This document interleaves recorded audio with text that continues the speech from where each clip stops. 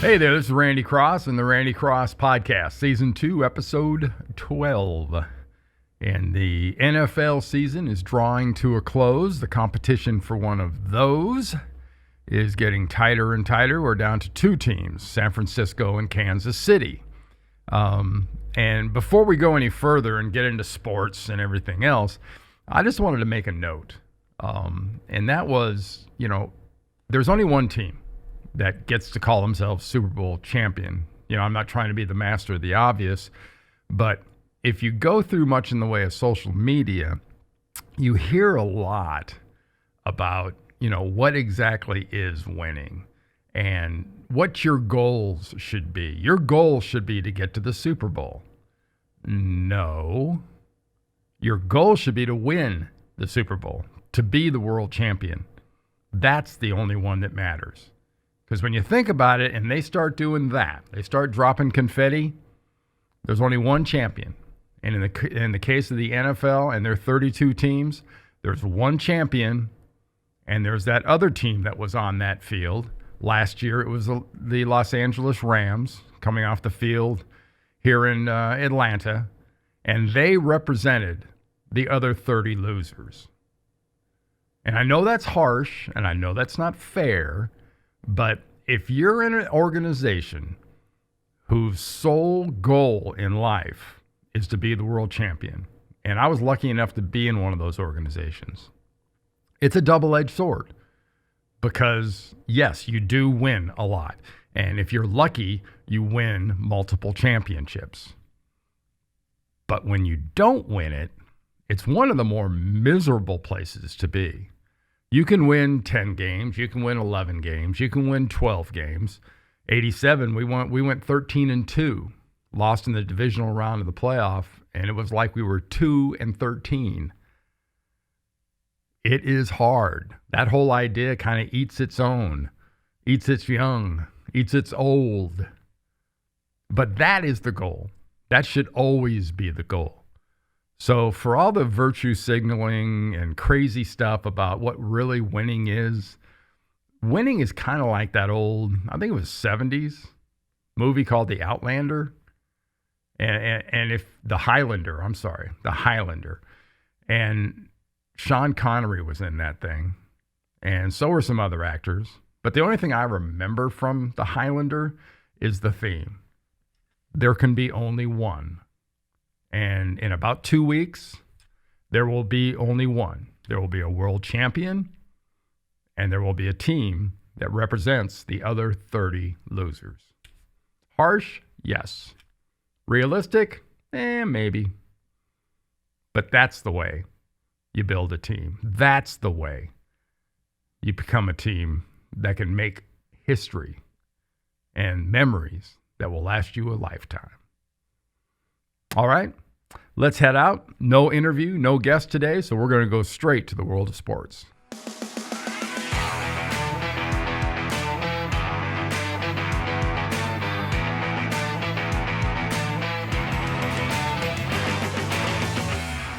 All right, yesterday was a huge day in the football world. Not quite as great as that weekend we had last week with all those playoff games and the college football playoff final. That was pretty special. But the two games we got yesterday were led off by Kansas City and Tennessee. And Derrick Henry to come in on a hell of a roll. Patrick Mahomes was on a hell of a roll. Well, Kansas City's pretty special. Tennessee got off to a 10-0 start. It looked like it was going to be kind of a Derrick Henry sort of day. But by the time the game was over, Derrick Henry had 19 carries for 69 yards. Only about 120 yards less than he had last week, and about the same number from what he had the week before against the Patriots. He averaged 3.6 yards per carry, and he came into the game in the last two playoff games running for over 8 yards a shot. Patrick Mahomes right there, he ran for a touchdown. He threw for 294 yards. And he had 3 touchdown passes. Kansas City is a juggernaut when they get going. They may not get going immediately. It may take them a while to kind of rev up, and you can score on them in the meantime. but you better keep scoring because they will. They are a really good team. You know, on offense, Sammy Watkins and Tyreek Hill combined for 12 catches for 181 yards and 3 touchdowns. That'll be a challenge for the 49ers. The running game will be a challenge for the 49ers, but you can throw against Kansas City. Now, on the other side of the field, come the Super Bowl in 2 weeks, will be the San Francisco 49ers, who they dealt with Green Bay pretty well. Not completely unlike they had the week before against the Minnesota Vikings, another NFC North buddy. Joey Bosa, you see there on the left right next to Aaron Rodgers, probably a little too close to Aaron Rodgers for Aaron Rodgers' taste. Did a great job getting after him. He had a sack. The defense was very, very impressive. Gave up a big play or two, and he gave up quite a few yards. I mean, Aaron Rodgers had 326 yards passing. He had 2 touchdowns, but he also had 2 interceptions.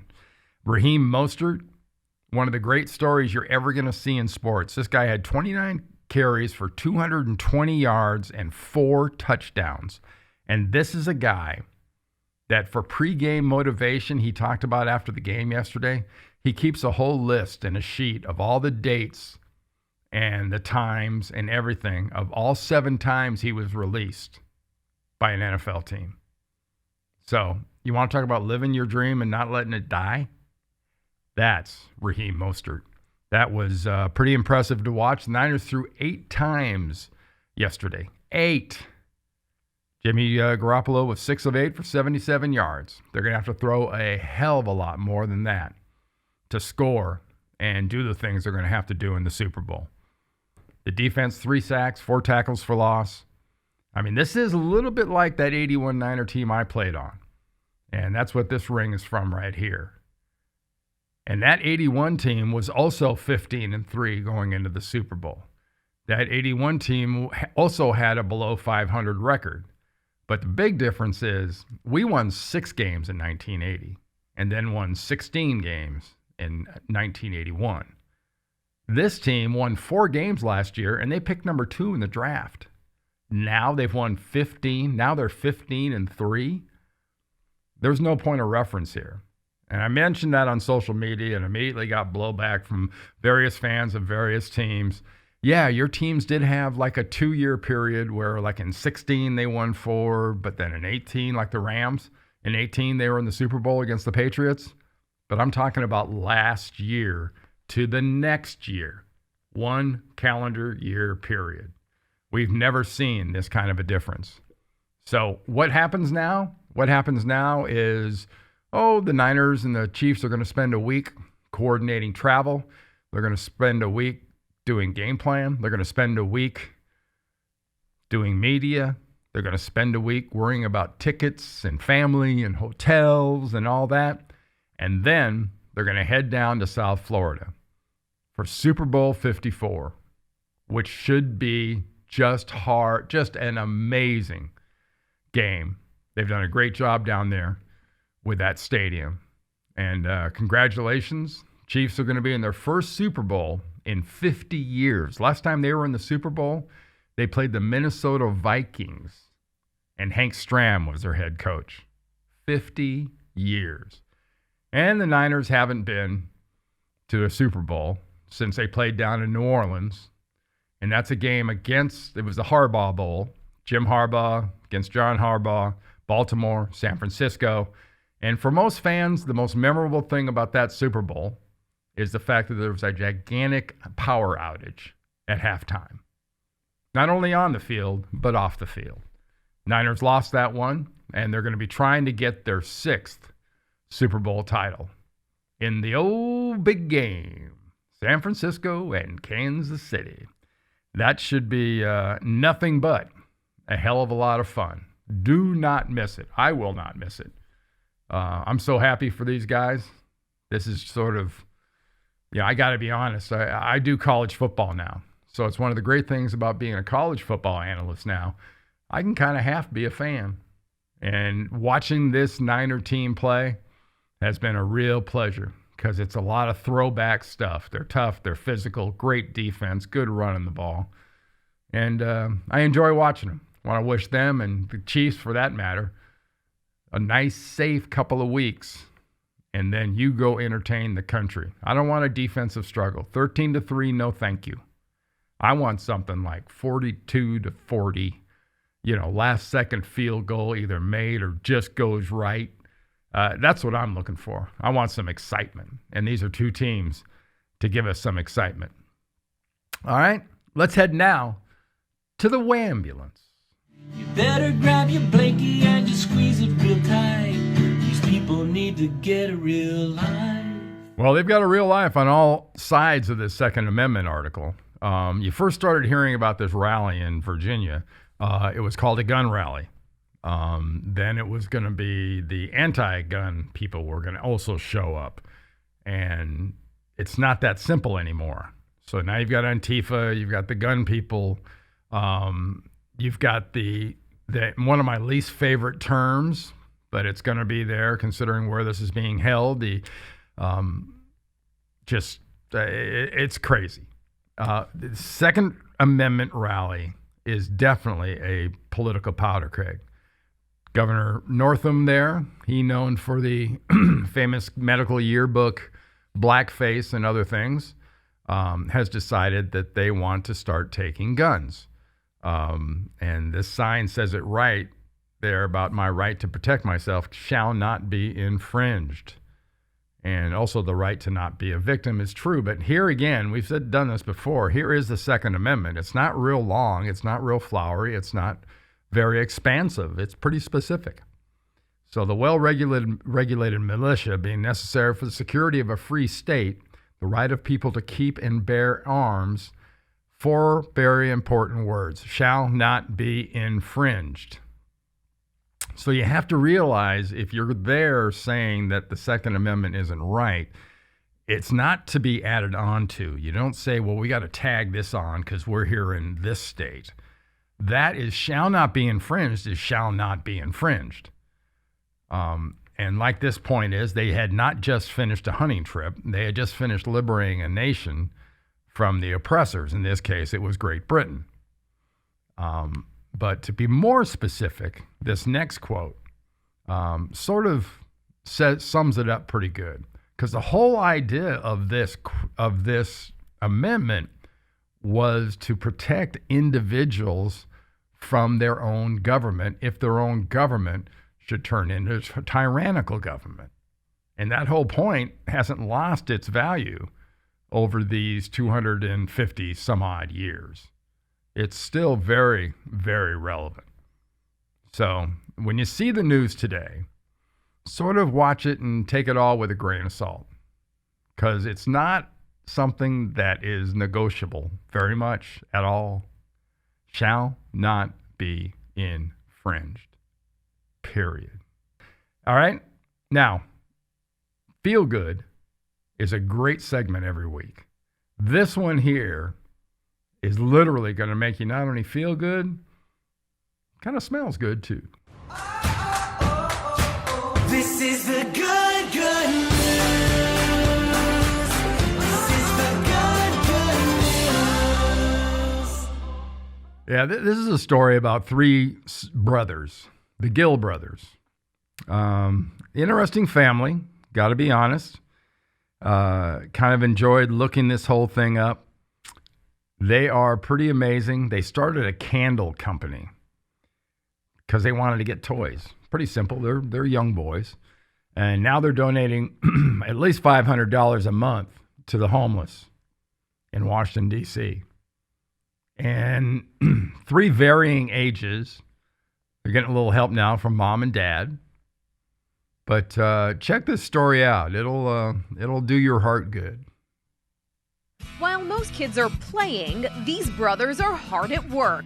After all, 13-year-old Colin, 11-year-old Ryan, and 8-year-old Austin Gill have a family business to run. But it all started because they wanted to play. We wanted to buy Nerf guns and video games, but our mom said no. She said get a job and start a business. Their mom suggested they make products she likes, and they came up with a line of candles and other scented items that they make right out of their Maryland home. They even gave their company a fancy name. Forever on Show means Gill Brothers in French.